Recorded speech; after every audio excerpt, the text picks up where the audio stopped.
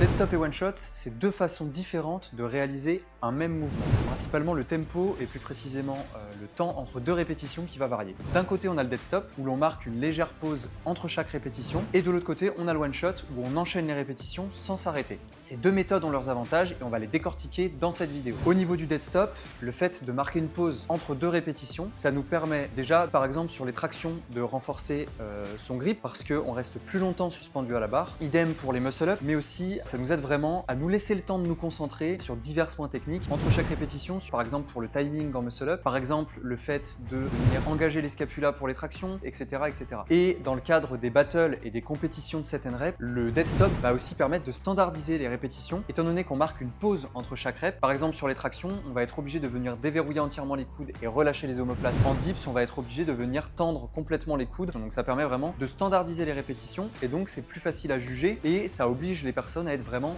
clean form. Maintenant, au niveau du one shot, le one shot il va permettre de mettre plus de vitesse, d'utiliser le réflexe myotatique, donc le fait qu'on utilise l'élasticité du muscle en bas du mouvement pour repartir, ce qui nous facilite légèrement le mouvement. Par contre, à l'inverse, dans certains cas, le one shot peut être plus difficile sur des dips ou des muscle up, là où en haut du mouvement on va pouvoir se reposer, surtout si on a une hyperlaxité au niveau des coudes, ce qui va nous permettre de faire plus de répétitions. Ces deux méthodes peuvent être utilisées dans différentes circonstances et pour différents objectifs. Le one shot peut être utilisé si on fait par exemple des compétitions de battle, parce que généralement en battle tous les mouvements se font en one shot, donc utiliser le one shot est spécifique à votre format de compétition. A l'inverse, le dead stop peut être spécifique sur des formats de max répétition, mais il peut être aussi utile de le travailler pour améliorer sa forme au niveau du mouvement, améliorer sa technique et aussi travailler des points spécifiques comme mentionné juste avant. Et dans le prochain post, je te propose un format d'entraînement qui combine ces deux méthodes pour exploser ton nombre de tractions. Donc surtout abonne-toi pour ne pas le manquer.